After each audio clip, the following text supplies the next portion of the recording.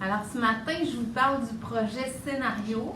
Alors, Scénario est disponible en Patreon et est disponible aussi sur la plateforme vidéo de Pinceau Thinkific. Là, vous voyez peut-être pas tout à fait, je ne sais pas si ça sera au nom, je sais pas. Oui, vous le voyez, vous autres, sur Facebook, je le vois sur mon téléphone. Fait que vous avez ici l'adresse du site Internet pour les vidéos. Alors, celui-là, vous pouvez l'acheter en vidéo. Et dans le site de Thinkific, vous pouvez vous inscrire. Alors, moi, je vous invite à aller voir, même si vous n'êtes pas prête peut-être à acheter une vidéo, allez vous inscrire. Vous faites le pinceau thinkific.com.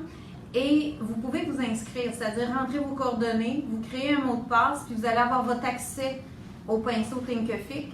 Et quand vous êtes prête à acheter, vous avez juste à cliquer sur une vidéo que vous voulez acheter, puis l'acheter, vous allez l'avoir dans votre boîte à vous. Vous allez pouvoir vous brancher autant de fois que vous voulez. Vous pouvez le faire en étapes, vous pouvez le réécouter, vous pouvez l'écouter tout d'un bout, c'est à votre choix. Puis les vidéos sont tous séparées par étapes. Donc vous n'avez pas 3 heures de vidéo à écouter puis à rechercher où vous étiez rendu. Vous allez cliquer sur la section que vous voulez faire ou que vous voulez continuer. C'est vraiment le fun à travailler pour l'avoir déjà utilisé. C'est vraiment très bien. Fait que vous pourrez aller voir ça. Et vous pouvez voir aussi, en vous inscrivant, vous pouvez aller voir des aperçus. Donc, vous voyez comme la première partie du vidéo, sans achat. Alors, vous pouvez aller voir ce que ça a l'air pour voir si vous, ça s'adapte bien à vous et si vous allez aimer ça. Alors, je vous invite à aller voir ça. Vous allez voir comme la première partie ou l'introduction, ou là où je vous parle où chacune vous parle un peu du début de son projet ou des choses comme ça. Fait que, allez voir ça sur le pinceau Thinkific. Si vous voulez l'avoir en patron, on l'a toujours en patron papier et en patron PDF. Et celui-là, je vais le donner aussi en séminaire. Je ne me souviens plus quelle date. J'ai pas ça devant moi. Je pense que je l'ai dans ça. Alors, pour scénario, j'ai cédulé un séminaire le samedi 28... non, c'est pas ça. Séminaire 30 octobre de 9h à 16h si vous voulez le faire en présentiel avec moi chez Pinceau. Alors, ça fait le tour de ce que j'avais à vous dire pour le scénario. Et je vais tourner la caméra, puis je vais pouvoir vous montrer un petit peu certaines des techniques que j'ai utilisées dans ça, mes mélanges de couleurs, le pinceau en silicone, comment vous pouvez travailler le fond avec tout ça. Est-ce que c'est fait que je tourne la caméra. Puis les vidéos qu'il va y avoir qu'on peut acheter? Oui. Là, OK, c'est ceux-là que vous avez présentés ou que vous avez fait, mais ça va tout le temps se renouveler? On va tout le temps en rajouter. Oui. Ouais. Okay. Bonjour. Oui, on va en rajouter sur la plateforme de Thinkific.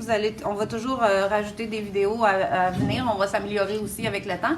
Et puis, on va pouvoir vous tenir au courant de ce qui se passe. C'est sûr que si vous êtes inscrite sur la plateforme, vous allez être plus tenu au courant aussi probablement facilement parce que nous allons pouvoir prendre la liste. Puis aussi sur cette plateforme-là, quand vous ouvrez le vidéo, vous avez aussi des documents PDF que vous pouvez imprimer, c'est-à-dire le dessin, la liste de matériel, des photos. Fait que ça, vous pouvez tout vous référer à ça. Puis même dans la liste de matériel, ce qui est intéressant, moi j'ai trouvé ça bien le fun que vous ayez mis ça, là, Bruno a pensé à ça, c'est que vous cliquez, mettons, sur le produit que vous n'avez pas, puis ça vous amène directement sur le site de Pinceau pour l'acheter.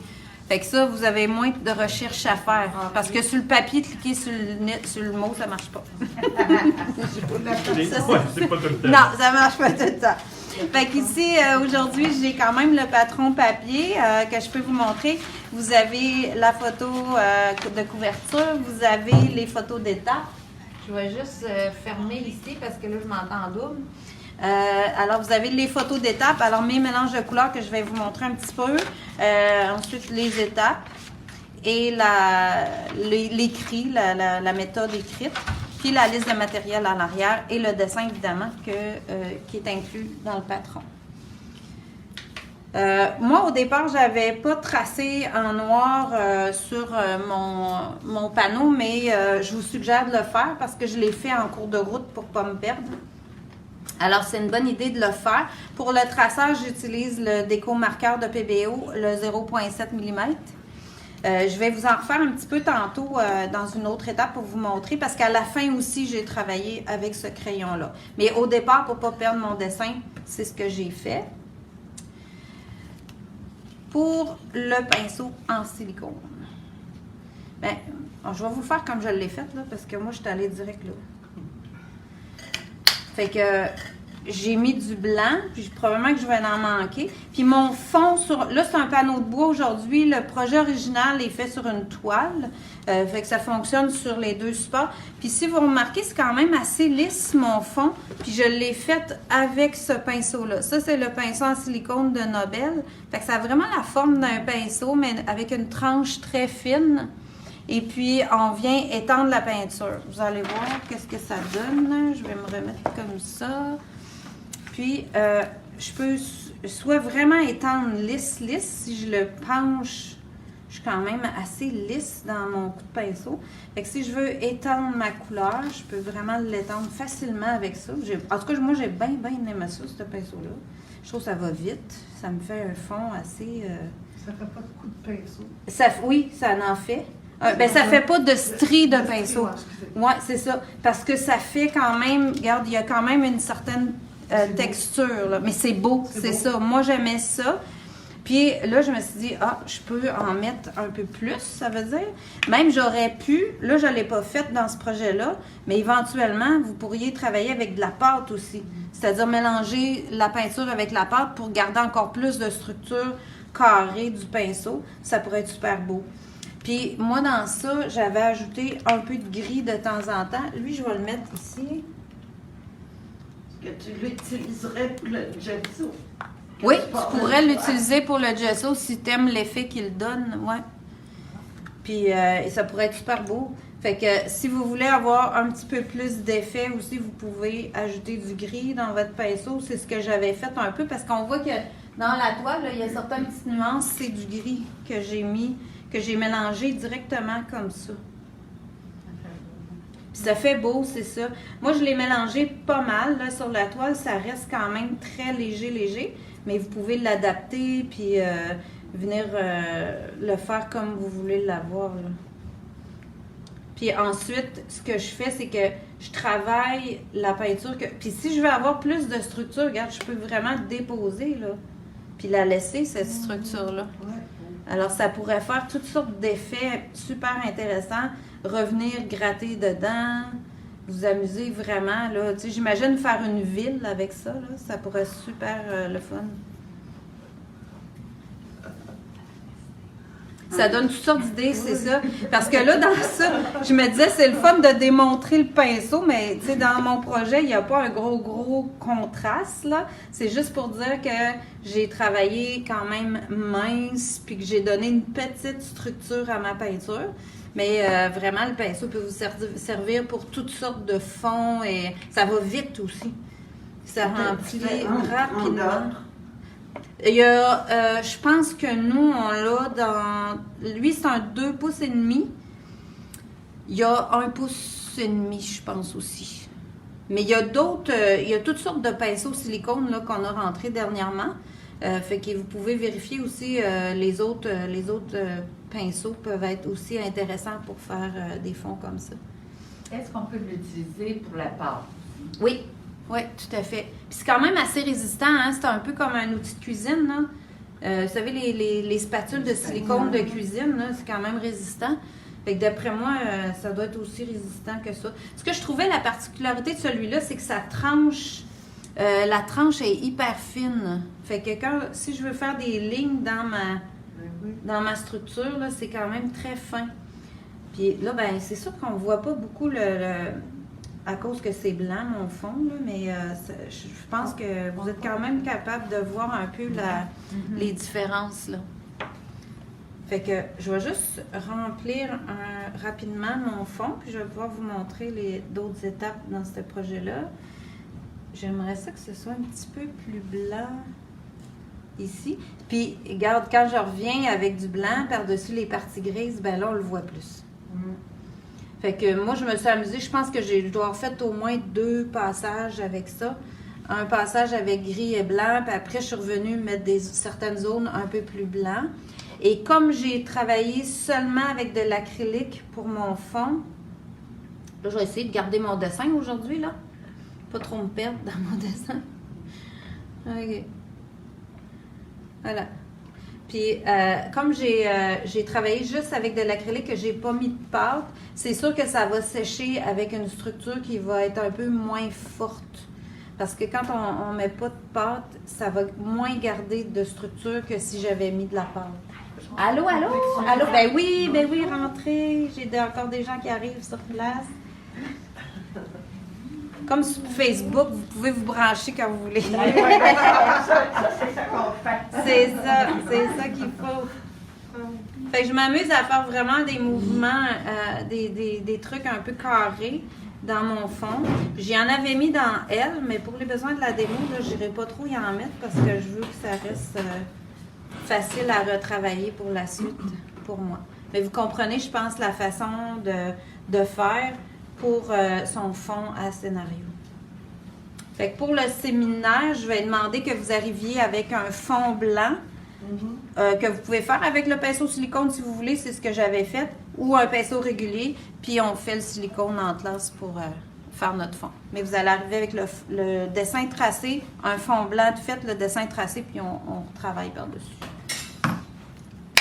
Ensuite, fait que ça vous donne un peu l'idée du fond. On le voit quand même pas pire. Ça a du bon sens. Même sur mon téléphone, là, le fait que j'ai mis un peu plus de gris, ça a mieux sorti. Ça m'inquiétait un peu. Bon, OK. Fait que c'est bon aussi de l'essuyer tout de suite, là. Parce que... Le personnage en avant. Oui. Ça fait un fond rapide, là. C'est pas un projet très, très compliqué, mais ça m'a fait un beau fond rapide à faire. Puis, tu sais, je voulais la faire, elle, très, très colorée, fait que j'ai pas rajouté de couleur, mais imagine, là, tu reviens, tu mets des roses, tu mets des bleus, tu sais, ça peut être super le fun de restructurer dans ça pendant que c'est encore humide, puis d'aller se donner toutes sortes de beaux effets, là. Fait que ça, c'est mon pinceau silicone. J'ai travaillé avec des mélanges de couleurs dans les couleurs du personnage, tout simplement parce que je voulais toutes des couleurs un peu... grisonné, je dirais, atténué. Je voulais pas des couleurs pures complètement. Fait que j'ai vraiment fait des mélanges, mais des mélanges simples. Là. C'est deux couleurs ensemble, tout simplement. Fait que je vous montre ça. Puis ça, ben c'est sûr que si on travaille avec des mélanges, je vais la tasser un petit peu pour faire cette étape-là. Si on travaille avec des mélanges, on va les préparer à l'avance. Ce qui est intéressant d'avoir, c'est une petite palette humide, une petite ou une grande. Là, dans le cas d'aujourd'hui, j'ai une petite. La palette humide, c'est une éponge qu'on imbibe d'eau avec un papier qui va avec. Là, c'est vraiment vendu par cette marque-là. C'est pas un papier régulier. Lui, le papier imbibe beaucoup l'eau aussi. Donc, il va garder ma peinture fraîche plus longtemps. Fait qu'à coup que j'ai fait mon mélange, ben, je peux le mettre sur ma palette humide pour le garder. Ici, j'ai mélangé le rouge vermillon avec, il me semble que mon premier c'était avec du gris. Non, du beige, c'est tout. Je vais vous dire la bonne affaire, je retiens pas, ça n'a pas bon sens.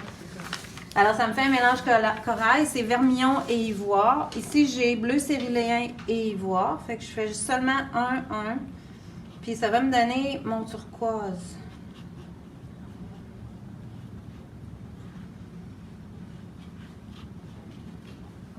Comme ça. Ce qui fait la couleur la plus vert, le plus turquoise.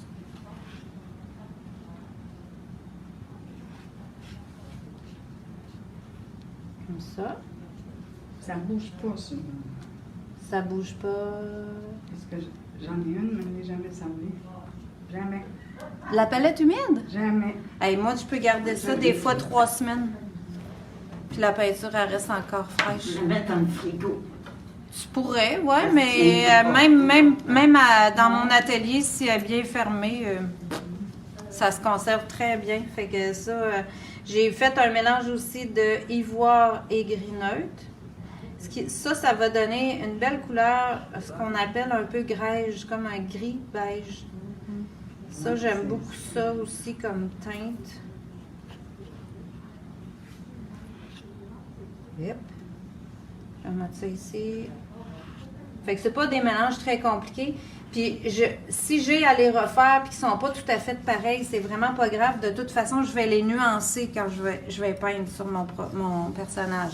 J'ai pas besoin de m'inquiéter de ça. Ici, j'ai fait un mélange de bleu cérulé avec le gris. Tantôt, j'étais avec le ivoire. Vous allez voir, ça va faire un bleu complètement différent, mais à partir du même bleu. C'est ce qui fait qu'il va bien s'agencer avec l'autre. C'est ça qui fait l'autre bleu. C'est ça qui fait l'autre bleu avec le même type de bleu. Fait que mélanger avec du gris, mélanger avec du ivoire, puis c'est les mêmes, le ivoire et le gris aussi que je mélange dans toutes mes autres couleurs. Fait que j'ai une belle harmonie dans mon agencement de couleurs à cause de ces mélanges-là qui reviennent, des mêmes couleurs qui reviennent.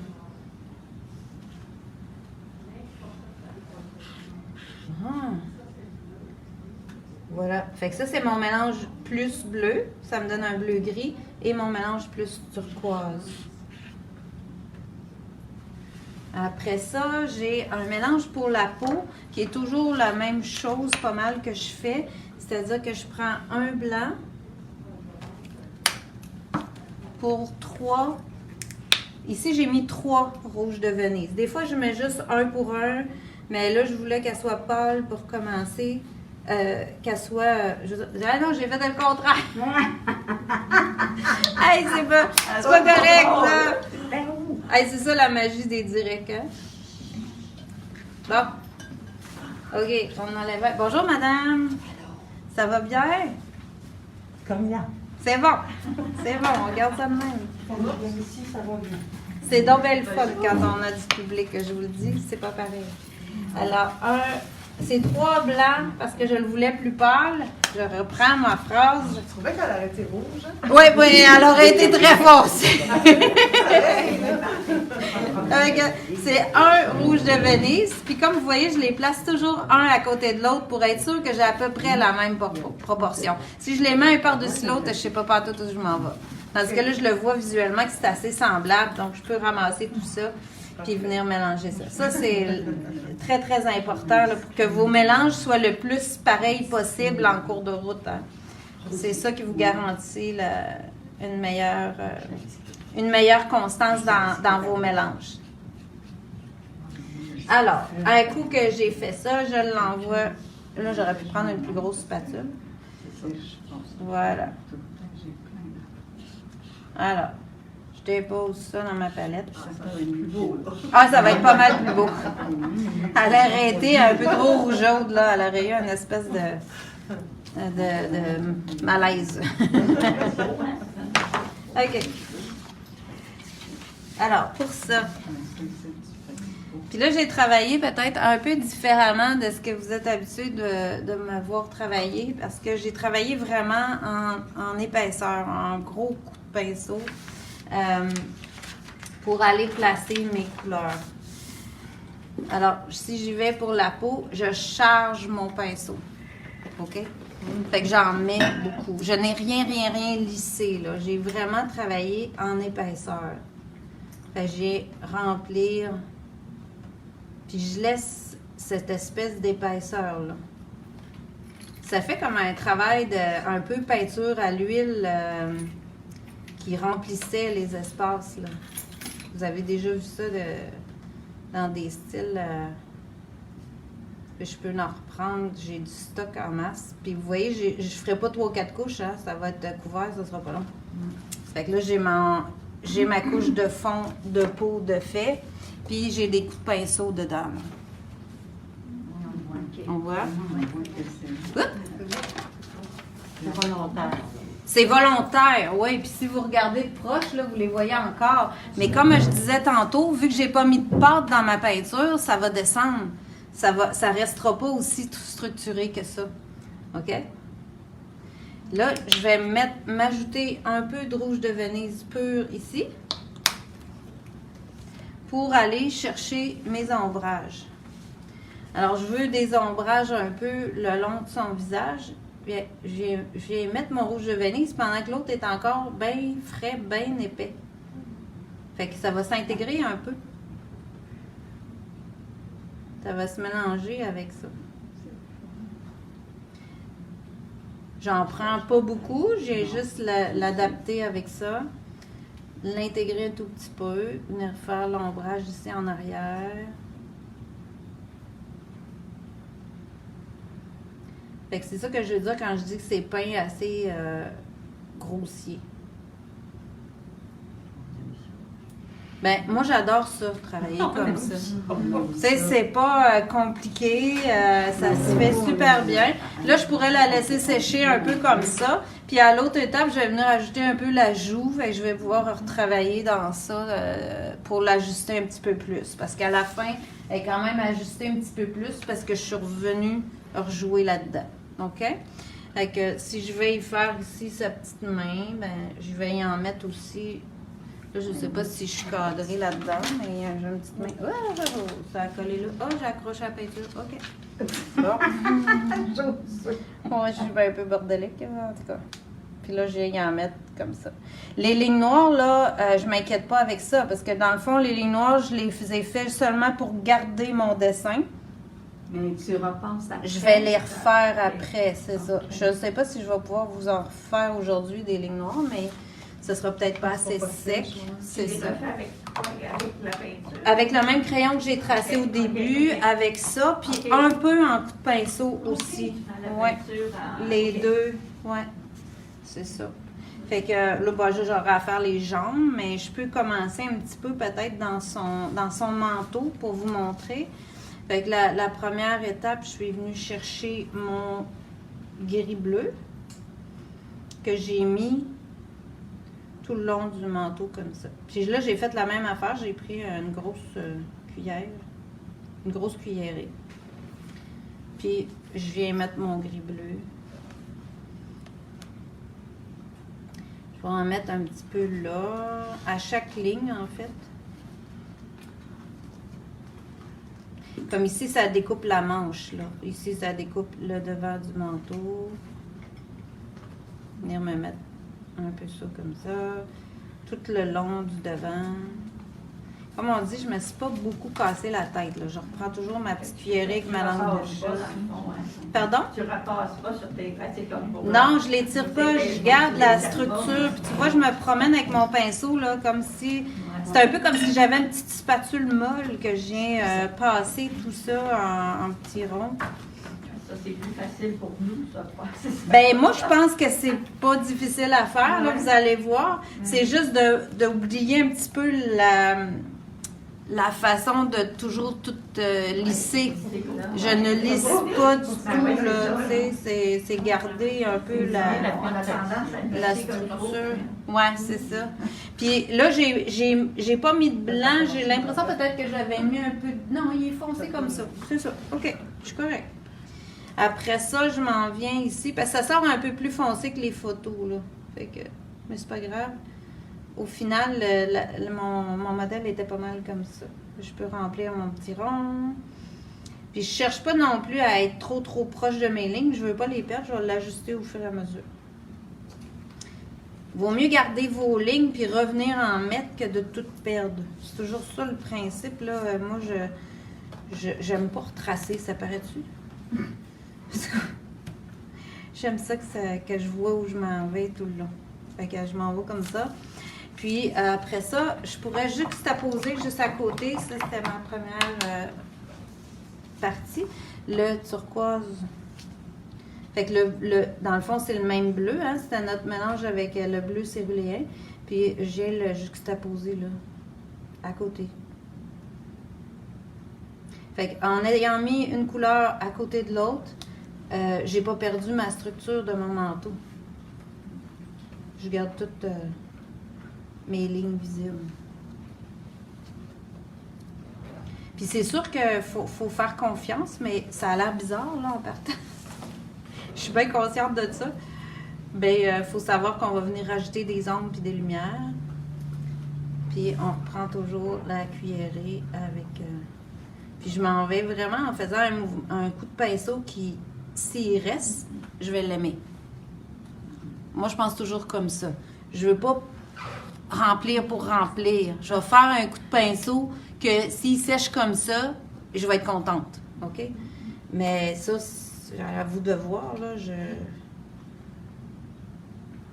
Puis il peut se mélanger un peu avec le bleu-gris, mais pas nécessairement.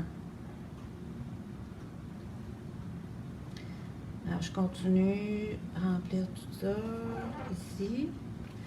Après ça, j'en avais jusque-là. On en vient comme ça. Voilà. Tu vas parler des étoiles, Josée.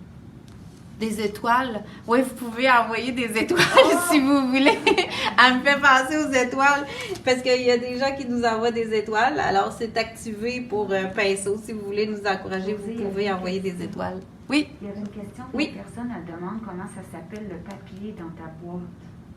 Le papier dans ma boîte, c'est la palette humide, c'est Masterson, la marque. Vous allez trouver ça sur le site internet. La marque, c'est Stawet, S-T-A-Wet, W-E-T. Mais ça doit être dans un onglet palette humide, d'après moi. Mais il y a plusieurs formats dans ça. Moi, j'aime bien avoir la tout petite. Puis à la maison, j'ai le grand format aussi.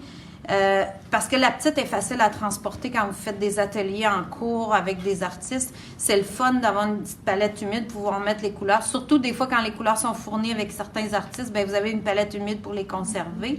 Puis quand vous travaillez à la maison, vous pouvez vous servir d'une plus grande parce qu'elle est plus compliquée à transporter. Fait que moi, j'ai les deux. Ça, c'est bien le fun. Puis le papier qui est dedans, quand vous achetez la première fois la palette, vous avez quelques feuilles de papier blanc, puis vous avez l'éponge d'inclus avec. Quand ça fait un bout de temps que vous les avez, bien là, vous pouvez racheter un paquet de papier. C'est la même marque, c'est Stawet qui fait ça. C'est vraiment un papier pour ça. C'est important d'utiliser ce papier-là, sinon il sera pas assez imbibé, puis vous n'aurez pas le même résultat. Fait que c'est Stawet, la marque. Masterson. Séparément, le papier. Oui, vous pouvez remplacer, vous pouvez acheter un paquet de feuilles toute seule, les feuilles blanches, puis vous pouvez racheter l'éponge toute seule aussi. Dans toutes les grandeurs. On a tout ça en boutique. Puis c'est ça. C'est vraiment le fun parce que, comme moi, mettons que vous avez... moi, je trouve que ça incite à... Si vous avez de la misère à céduler du temps pour peindre ou pour aller dans votre atelier, là, quand tu as une palette humide, tu dis, j'ai juste une demi-heure, mes couleurs sont toutes dans ma palette humide, j'ai juste à l'ouvrir, prendre un pinceau, puis faire une petite demi-heure de peinture, ben tu vas y aller. Mais s'il faut que tu refasses tous tes mélanges, tu n'iras pas. Parce que tu vas avoir le temps de faire tes mélanges, puis tu n'auras pas le temps de peindre, puis tu vas dire, là, je vais gaspiller de la peinture pour rien. Mais si ta palette est là, tu as juste à prendre un pinceau, puis tu es obligé d'aller dîner, tu le rinces à l'eau, tu le laves, c'est pas long, puis là, tu t'en vas, tu as un bout de fait. En tout cas, personnellement, ça m'a toujours aidé à vraiment aller peindre, même si j'avais pas beaucoup de temps. Moins de danger aussi. Oui. Que ton mélange soit différent de l'autre. Exactement. Ça, c'est sûr que ça aide à... Oublier les couleurs. Quelle couleur t'as mis dans ta chouette? Ouais, c'est ça. Si vous créez vos couleurs, C'est une grosse chouette, puis c'est comme... prenez des notes. Quelle couleur je l'ai mis, puis il faut que je la finisse, puis ça fait pas moi. C'est ça, exactement. C'est-tu l'avantage que j'ai? Je pense que je vais aller m'en acheter. Oui, tu peux t'acheter une palette. Mais l'autre avantage, là, c'est que là, on se filme.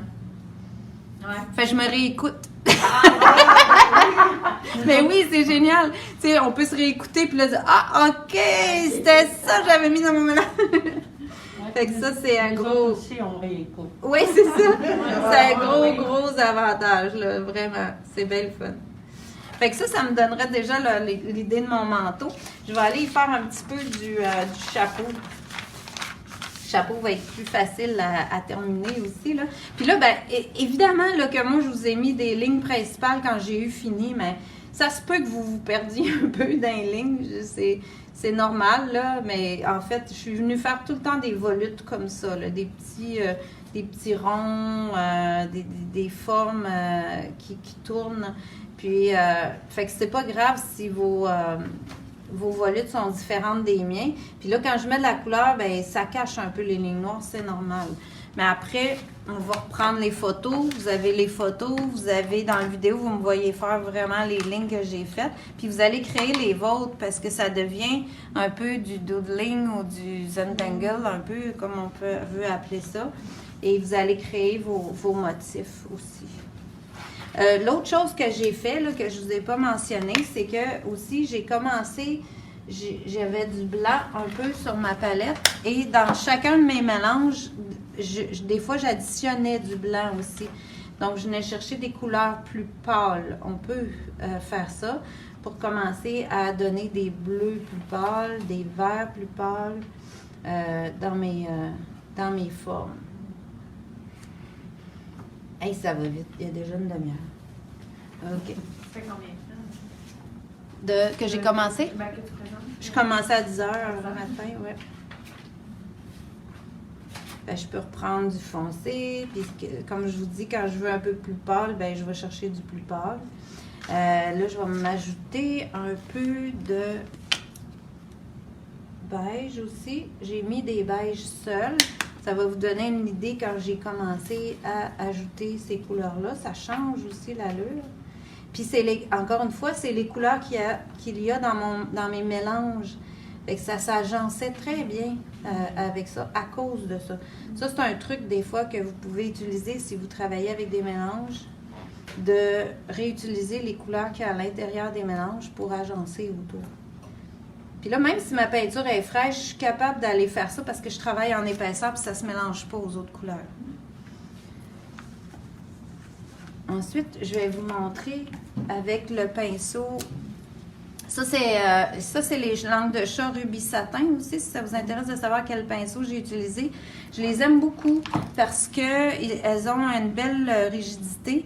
Donc, on peut même les travailler en brossage. Puis là, comme je travaille épais, je suis capable de ramasser ma peinture. Le pinceau n'est pas trop mou. Fait que ça, c'est Rubis Satin de Silver Brush. Ils sont en spécial là, pendant les portes ouvertes. Et ça peut être intéressant à savoir. Ici, j'ai du noir. Pourquoi j'ai utilisé le noir fluide de Demco? Parce qu'il est plus fluide, justement. Puis je voulais ajouter mes noirs plus avec un pinceau ultra rond de Silver Brush aussi. Pour faire plus des formes arrondies, mais cette fois-ci moins en épaisseur. Alors, j'ai pris un fluide pour ça. Si vous décidez d'utiliser plus en PBO, ben, vous allez devoir un peu liquéfier votre peinture pour que vous ayez plus de facilité. Si je rapproche un petit peu, que vous voyez un peu de plus proche là, mon pinceau est bien chargé, puis là, je peux venir faire des parties plus noires.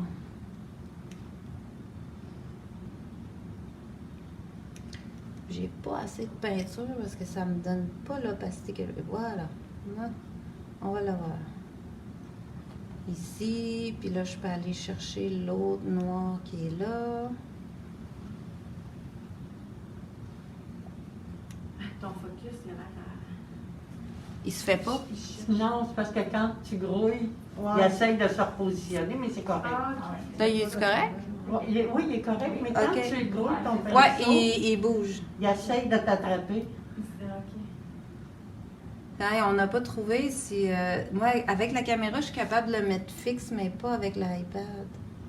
Puis, pour être sur Facebook, tu n'as pas le choix d'être avec un iPad. Tu peux pas partir de ta caméra. En tout cas, on n'a pas encore trouvé. Là.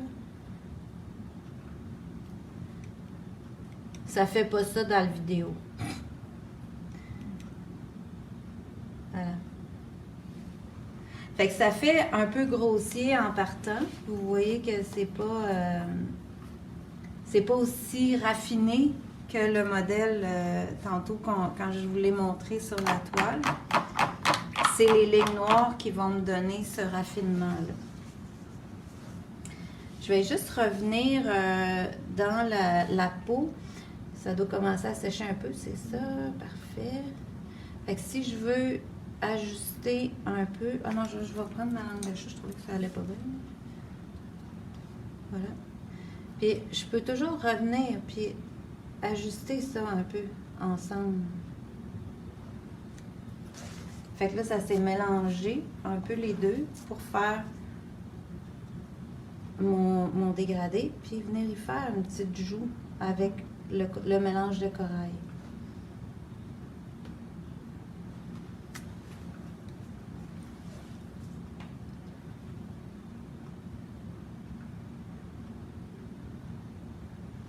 Tu vois, ça ressemble pas mal à ma petite joue. Puis de l'autre côté, je peux aller mettre un petit peu de blanc sur son nez, un petit peu de blanc sur son menton. Puis le reste va se faire avec les lignes noires tout à l'heure. Ben, ou plus tard.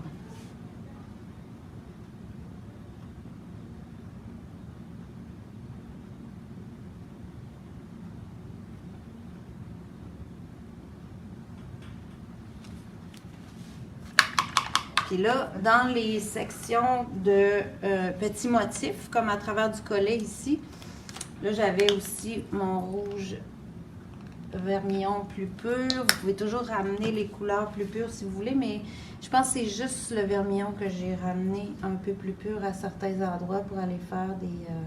C'est quand j'ai rajouté le rouge que là, j'ai fait comme « Oh, wow, ça, j'aime ça ». Puis là, de temps en temps, j'ai mis un peu de beige. Fait que ça vient se mélanger avec la couleur, me donner des pâles dans ça. Puis là, ça vient vraiment mélanger les teintes. Je veux séparer, je ramène un petit peu de beige, puis je laisse la touche. Vous voyez que je touille pas. Comme on dit, là, des fois, de trop mélanger les couleurs, c'est pas mieux, là. Si je mets le beige ici, puis là, je dis, oh, j'aimerais ça que ça se mélange un peu avec le turquoise, je reviens mettre du turquoise. C'est là que je me suis vraiment amusée à teinter tout ça de différentes couleurs. Puis mes lignes noires, en venant les mettre autour, a tout reséparé ces motifs-là par la suite.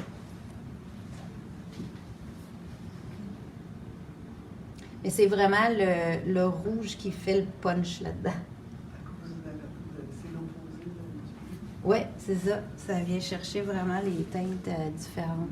Si j'y mets beaucoup de blanc, ben, je peux avoir une petite touche vraiment plus pâle pour que ça reste, que ça continue à être séparé, les couleurs. Ben, je pense que ça vous donne vraiment une bonne idée de comment c'est fait. Je vais aller vous faire un petit peu de motif avec mon crayon ici, juste pour vous montrer l'effet. Ah, puis je voulais vous montrer un peu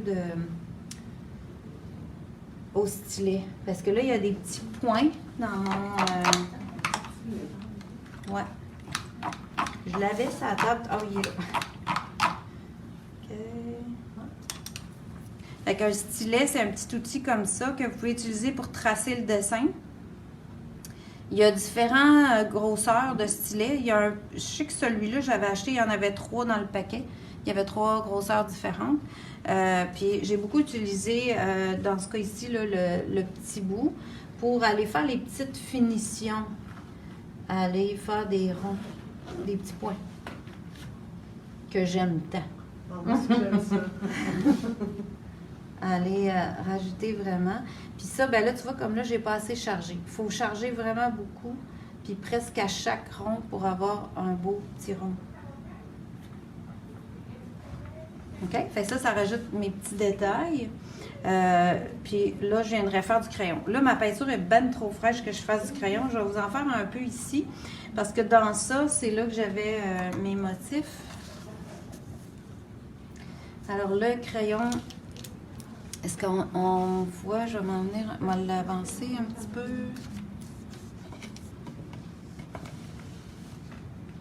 Voilà.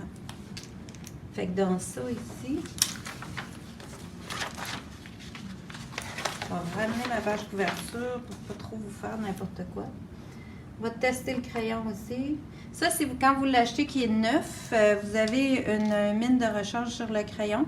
Vous devez le brasser et le pomper pour que la peinture descende. Là, le mien, il fonctionne déjà. Il n'est pas souvent au repos. Faut Je pas m'en le garder viens. debout. Il faut le garder couché. Ouais. Mais toi, ça t'arrive pas des fois que ça part en petits plouches, là? Oui, Pas c'est une parce crosse dans que le poil. c'est parce que tu pèses trop fort. Ah, C'est vraiment ça le truc, là. C'est vraiment de ne pas peser sur le crayon. Si tu pèses pas et que tu le laisses... Là, je suis vraiment gâtée. J'ai une surface lisse, là. ouais. Puis Comme dans arrive ça... souvent, là, que ça part en... Oui, c'est ça. Ben oui, ça me l'a déjà fait, là. Je peux pas dire que ça me le fait pas. Je sais pas si vous avez entendu la question sur Facebook, mais on me dit le crayon, il fait des fois comme un éclat, un splash, Il bloque dans parce la qu'il toile. bloque dans un croisé du tissu de la toile. Ben premièrement, dans ça, j'avais quand même pas mal épais de peinture au départ. Tu sais, avec mon pinceau silicone. Non, vous n'avez pas vu le départ, tu réécouteras le départ. Ok. Parce qu'au départ, j'ai fait un fond avec ça, j'ai mis épais de peinture. Fait que déjà, j'ai beaucoup contré la toile, elle était beaucoup remplie. Fait que je me donne une surface plus lisse. Dans le fond, si tu fais un projet puis tu sais que tu vas faire beaucoup de crayonnage, ben tu peux peut-être dire je vais appliquer une coupe de couches de gesso pour lisser le plus possible ton grain de toile. Ça peut être une solution, mais je te jure, essaye-le, là. Si ton crayon, il faut que tu pèses pour que l'encre sorte, c'est parce qu'il n'est pas assez pompé, pour que l'encre sorte bien. Tu n'es pas supposé d'avoir à peser fort. Moi, je le laisse vraiment traîner sur la toile, puis il marque, puis ça va bien. On demande de le remontrer. Le crayon? Le crayon, oui. C'est Déco marqueur de PBO, mais là, je pense qu'ils ont changé pour marqueur acrylique. Mais c'est marqueur, puis c'est PBO la marque. C'est le 0.7. Pourquoi moi je prends lui plutôt qu'un Sharpie ou d'autres choses, c'est que ça, c'est de l'acrylique. C'est pas de l'encre, c'est pas de l'encre à l'alcool, c'est pas rien de ça.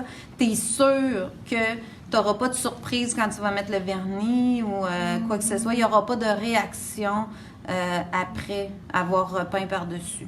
C'est vraiment pour ça que j'utilise celui-là. Puis ils ont toujours bien tenu, ils ont toujours été bien permanents. Puis on peut revenir comme ça aussi. Ce que je voulais vous dire quand je fais mes motifs, c'est que je m'amuse aussi à repasser, puis lier mes lignes, puis revenir faire des petits motifs, puis créer différentes formes. Là, dans mon vrai, tu vois, j'ai pas ça pas en tout. Mais des fois, ça va donner que vous allez avoir des motifs différents, puis c'est correct.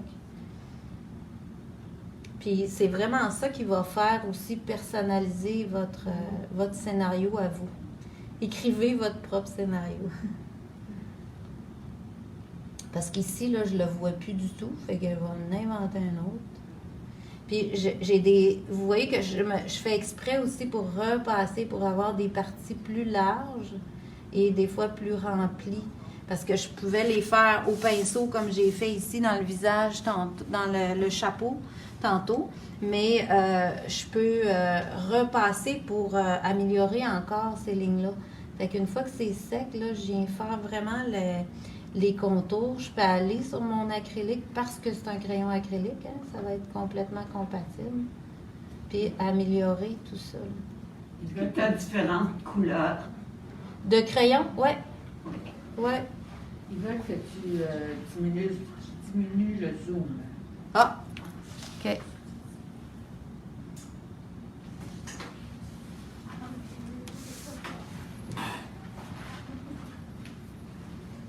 Voilà. Je vais juste voir. Oui. On est un petit peu pressé. On va t'en réécouter à la fin. Oui, il n'y a pas de problème. Je suis contente d'avoir que tu vises pas peinture. Non, ça, c'est le fun, hein? C'est ça. Fait que c'est à peu près ça que j'avais à vous montrer aujourd'hui. Là, c'est sûr que je viendrai dans mon petit motif ici, j'ai pas mis les couleurs. Fait que là, après, on peut revenir puis faire vraiment le remplissage, soit au stylet. Puis j'ai rajouté beaucoup de petits ronds, des petits motifs qui font le tour de mes volutes puis mes dessins comme ça, un peu partout dans ce projet-là. Fait que ça vous donne une bonne idée, je pense, de ce que vous pouvez faire. Bonjour. Ça va bien? Alors, ça faisait le tour pas mal de scénarios. Je vais revenir tourner ça, vous dire bonjour. Alors, scénario, je vous renouvelle l'idée. Il est disponible en patron, en vidéo et en séminaire au mois d'octobre. Alors, vous pourrez vérifier ça sur le site de Pinceau si vous voulez. Puis, merci à mon public d'avoir été là.